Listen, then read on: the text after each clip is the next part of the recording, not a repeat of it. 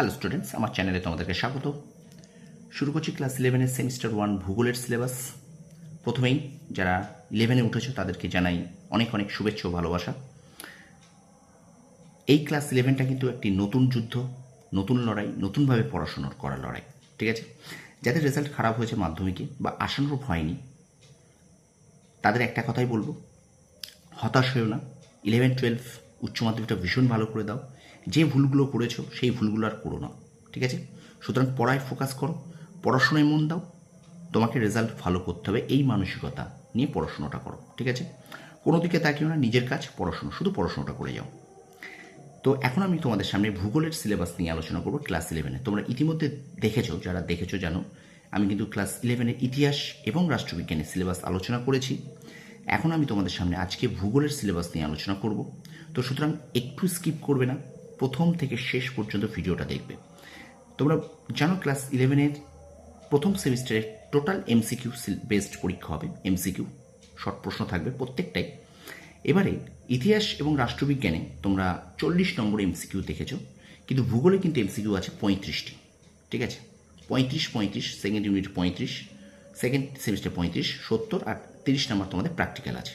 তো এই যে প্রথম সেমিস্টারের 35টা এমসিকিউ, এই 35টা এমসিকিউ তোমাদের কিন্তু করতে হবে। একটু ভালো করে শুনে নাও 35টা এমসিকিউ কী কী ধরনের এমসিকিউ আসতে পারে। ইতিহাসও যেভাবে বলেছি, রাষ্ট্রবিজ্ঞানও তাই বলেছি, এবং ভূগোলেও তাই।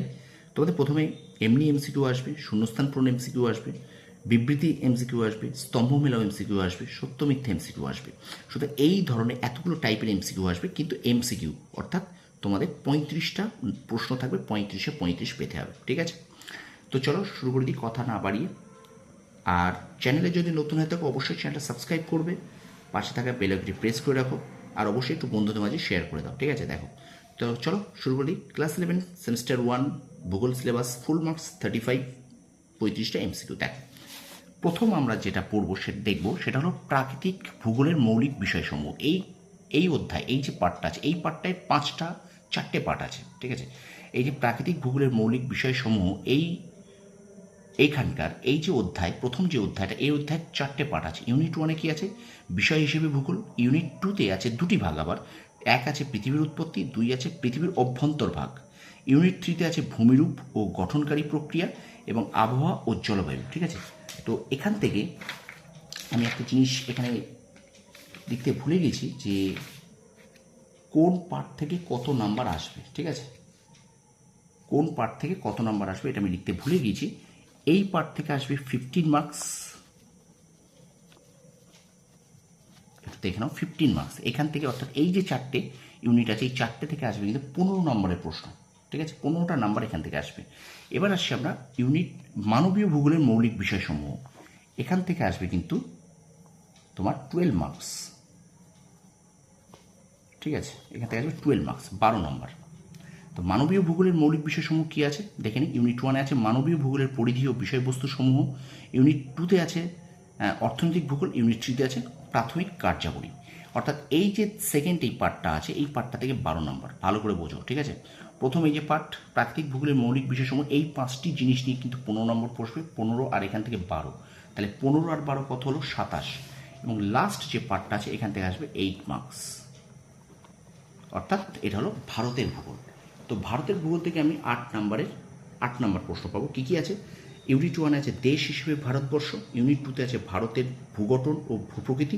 ইউনিট 3-তে আছে ভারতের জল নির্গম ব্যবস্থা। তাহলে এই 3টে বিভাগের এই পার্টগুলো থেকে আমাদের এই ভারতের ভূগোল পার্ট থেকে 8টি নম্বরের প্রশ্ন আসবে, অর্থাৎ 8 নম্বর আসবে। তো আবার প্রথম থেকে একবার দেখে নাও ভালো করে, যে প্রাকৃতিক ভূগোলের মৌলিক বিষয়সমূহ, এখান থেকে 15 নম্বর। কী কী আছে এখানে? ইউনিট 1-এ আছে বিষয় হিসেবে ভূগোল। ইউনিট 2-তে আছে পৃথিবীর উৎপত্তি, পৃথিবীর অভ্যন্তর ভাগ। ইউনিট 3-তে আছে ভূমিরূপ গঠনকারী প্রক্রিয়া। ইউনিট 4-এ আছে আবহাওয়া ও জলবায়ু। এখান থেকে তাহলে টোটাল 15 নম্বর হয়ে গেল, ঠিক আছে? এবার আছে মানবীয় ভূগোলের মৌলিক বিষয়সমূহ, এখান থেকে 12 নম্বর পড়বে। কী কী আছে এখানে দেখি। ইউনিট 1-এ আছে মানবীয় ভূগোলের পরিধি ও বিষয়বস্তুসমূহ। ইউনিট 2-তে আছে অর্থনৈতিক ভূগোল এবং ইউনিট 3-তে আছে প্রাথমিক কার্যাবলী। তো এই মানবীয় ভূগোলের মৌলিক বিষয়সমূহ এখান থেকে আসবে 12 নাম্বার। তাহলে 15 আর 12 হলো কত? 27। আর এখান থেকে ভারতের ভূগোল, ইউনিট 1-এ আছে দেশ হিসেবে ভারতবর্ষ। ইউনিট 2 ভারতের ভূগঠন ও ভূপ্রকৃতি ভূপ্রকৃতি এবং ইউনিট 3-তে আছে ভারতের জল নির্গম ব্যবস্থা, এখানে আছে 8 মার্কস। তাহলে এখান থেকে আসবে 8 নম্বর প্রশ্ন। তাহলে 15 আর 12 এখানে আছে 27 আর 8 35। এই 35 নাম্বার মিলে তোমাদের কিন্তু ফার্স্ট সেমিস্টারে ক্লাস 11 পরীক্ষাটা হবে, ঠিক আছে? তো ভিডিওটা একবার দেখে নিও, অবশ্যই স্ক্রিনশট করে নাও, স্ক্রিনশট করে তোমরা খাতাগুলোকে লিখে নাও যে সিলেবাসটাকে জানতে হবে। সিলেবাস না জানলে তোমরা কী করে পারবে, ঠিক আছে? তো সুতরাং এবার থেকে আমি কিন্তু এই কী ক্লাস করাই এই আমার চ্যানেলে ক্লাস 11 ইতিহাস, ভূগোল, রাষ্ট্রবিজ্ঞান। তো অবশ্যই আজকেই তোমাদের ইতিহাসের প্রথম ক্লাস আসবে। যারা একদম পড়াশোনা করোনি, কিছুই জানো না, তাদের জন্য আমি এমনি কিন্তু এপ্রিল মাস থেকে শুরু করে দিয়েছি পড়াশুনো, মানে আমার ভিডিও আসছে এই চ্যানেলে।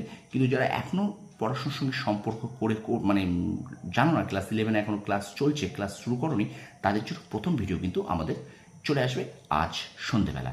তো সুতরাং ভিডিওটা ভালো লাগলে অবশ্যই চ্যানেলটা সাবস্ক্রাইব করবে, পাশে থাকা বেল আইকনটি প্রেস করে রাখবে, আর অবশ্যই বন্ধুদের মাঝে শেয়ার করে দেবে। আর চ্যানেলে নতুন আসলে অবশ্যই চ্যানেলটা সাবস্ক্রাইব করে রাখবো, কারণ ক্লাস 11 ইতিহাস, ভূগোল, রাষ্ট্রবিজ্ঞানের ক্লাস কিন্তু তোমরা আমার এই চ্যানেলে অবশ্যই পাবে, ঠিক আছে? তো তোমরা তোমাদের সাফল্য কামনা করি। ধন্যবাদ।